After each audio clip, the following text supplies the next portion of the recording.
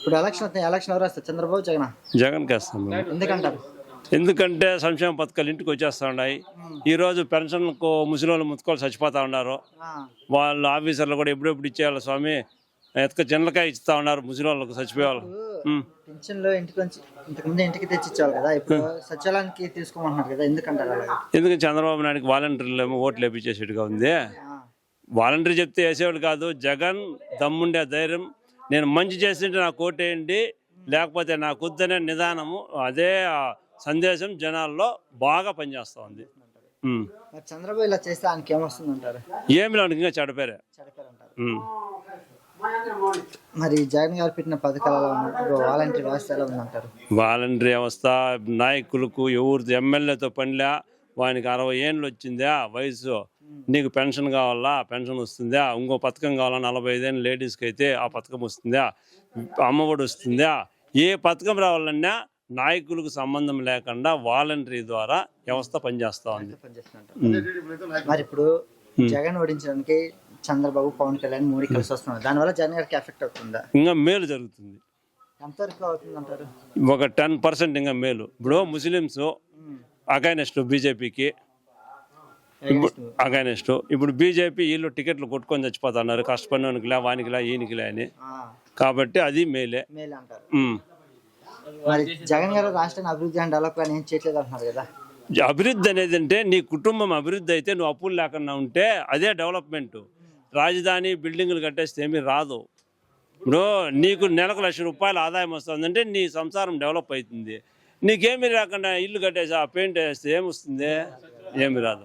ఇప్పుడు నా మేలు నేను చేసుకుంటా, అదే చంద్రబాబు నాయుడు 1,000 కోట్లు ఉంది కదా, జనాలకు ఇచ్చేసేది ఎవరిని వద్దండ్రా, అంతే. వాని డెవలప్మెంట్ వానికి కావాలంతే. చంద్రబాబు ఎక్కువ డెవలప్ చేస్తా అంటున్నారు కదా రాష్ట్రాన్ని, ఏమి చేయడు. ఏం చేయ ఇప్పుడు వాడు ఇంతకుముందు 14 ఏళ్ళు చేసినాడు, 40 ఏళ్ళు ఇండస్ట్రీ అంటాడు. ఏ పథకం చెప్పినాడు చెప్పు? ఏమీ చేయలే. అమ్మ వాడు వేసింది డోకరా కన్నా 10,000 వేసా, తోసేసా. ఇంకపోతే రైతు రుణమాఫీ ఓ 10,000 వేసేసా, తోసేసా. మళ్ళీ ఇంకేమీ లేదు కదా. పసుపు కుంకుమ అంటాడు, ఏమీ చేయడు. పెద్దిరెడ్డి రామచంద్రారెడ్డి ఆయన మంచి చేసి డెవలప్మెంటు, ఊరికి మన తనాన్ని చూడడు, ఓటర్తో పనిలా, నీళ్లు, రోడ్లు కంపల్సరీ. మరి ఈసారి ఎమ్మెల్యే గెలుస్తారా? ఎందుకు గెలరు? 99%, 100% గెలుస్తాడు. మరి ఈసారి జగన్ గారు గెలుస్తారా? 175 వచ్చినా ఆశ్చర్యపడనక్కర్లే, ఖచ్చితంగా వేస్తాం. మేము వ్యవసాయం చేస్తామా?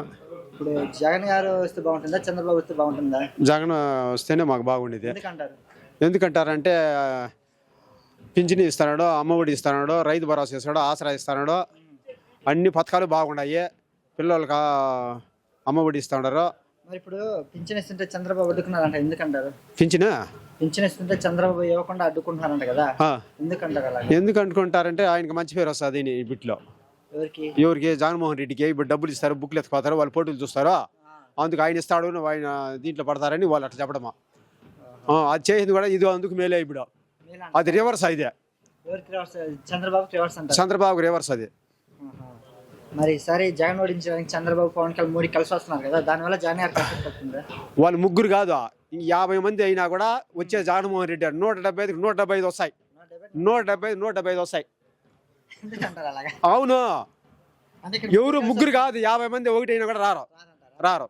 ఇప్పుడు జగన్ ఓడించిన తన సొంత చెల్లెప్పుడు ఆయనకి పోటీ నిలబడుతుంది కదా, అదంతా డ్రామాలో అంటారు. డ్రామా అంతే. అదంతా ఊరికి డమ్మి అంతే. అంతే. జగన్ గారు అభివృద్ధి పరిపాలన ఏం చేయట్లేదు అంటున్నారుగా. ఎవరు? ప్రజలు అంటున్నారు. ప్రజలు ఎవరు? మేము అయితే ఎవరు అనడం ఆ మాట.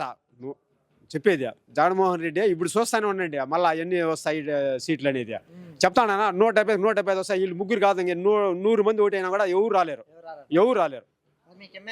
ఎమ్మెల్యే రామచంద్రారెడ్డి పెద్ద ఆయన పరిపాలన ఏమన్నగా ఉంది రాష్ట్రంలోనే. ఏమన్నా మళ్ళా ఎవరు ఆ మాట అడగకూడదు. పెద్ద ఆయన మళ్ళీ మీ ఎమ్మెల్యే గెలుస్తారని ఆ మాట అనకూడదు. అవును, అనకూడదు. అది ఈడ 100 మందిని ఎత్తుకొచ్చి నియోజకవర్గంలో పెట్టినా కూడా గెలిచేది ఆయనే. ఆయన లేకుండా పోతే మళ్ళీ ఏముండదు. వైసీపీ గెలుస్తుందంట, ఒకసారి కాదు అనేది. ఆ మాట అడగకూడదు కూడా. అవును, ఉండేది అంతే. టీడీపీనా? ఈ పక్క మాకేం అలో కూడా చేయం మేము, అది ఉండదు కూడా అనుకోను.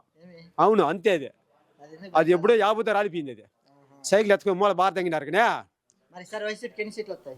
175. 175 గెలిపిస్తారా? ఖచ్చితంగా గెలిపిస్తామంటే ఎప్పుడో గెలిచిపోయాడు లెక్క. ఏం చేస్తున్నాను? నేను వ్యవసాయం చేస్తున్నాను.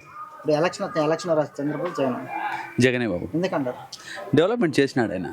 ఆయన డెవలప్మెంట్ చేశారంటారు? సచివాలయాలు కట్టినాడు, ఆర్బీకేలు కట్టినాడు, హెల్త్ క్లినిక్లు, రోడ్లు, తాగునీరు, హౌసింగ్లు మొత్తం బాగా చేసినాడు.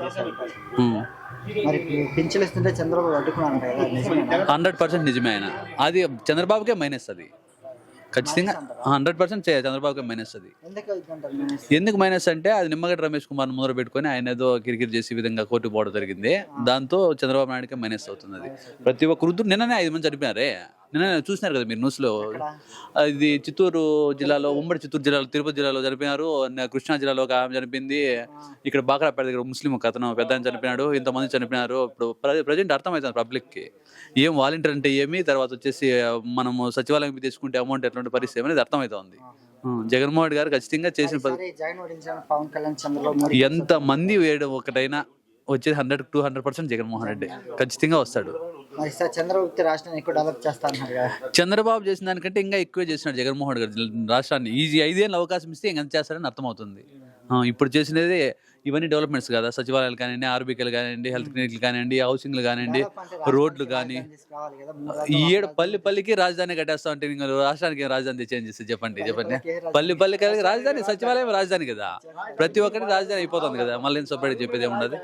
ప్రతి పల్లికి రాజధాని అయిపోయింది కదా. సచివాలయం రాజధాని అనేవాడు ఎవరైనా ఉన్నారా పబ్లిక్ లో? ఓటర్ అనేవాళ్ళు రాజధాని కావాలనే వాళ్ళు ఉన్నారు. రాజధాని పని ఏమన్నా ఉందా? ఎవరికి పని కరెక్టే, 100% షూర్. ఇప్పుడు కాదనలా, విశాఖపట్నము రాజధాని, విజయవాడ, ఇది కర్నూలు 3 చేయాలనుకున్నారు. విశాఖపట్నం డెవలప్మెంట్ అయింది, దాన్నే డెవలప్ చేస్తారు. ఇప్పుడే కొంచెం డెవలప్ చేసినారు. ఖచ్చితంగా డెవలప్ అయింది. మరి ఇప్పుడు షర్మిల గారు పోటీ చేస్తున్నారు కదా జగన్ గారికి, మరి ఏమైనా ఎఫెక్ట్ అవుతుంది? 0% ఇక్కడ ఉండదు. 0% ఇక్కడ ఉండదు. ఏం లేదు, ఆమెకేం లేదు. అనుకోకుండా ఎందుకో వచ్చి అడ్డం దొరింది అంతేగాని ఆమెకేం చెప్పుకోదగ్గట్టు వాల్యూ. మాకు పెద్దిరెడ్డి రామచంద్ర అడిగారు. ఆయన పరిపాలన 100% బాగుంది. ఖచ్చితంగా గెలుస్తారు. ఖచ్చితంగా. మా అందాసు లాస్ట్ టైం కంటే ఇంకా పెరుగుతాయి అనుకుంటాను. 150-1 పైన పెరుగుతాయి అనుకుంటాను.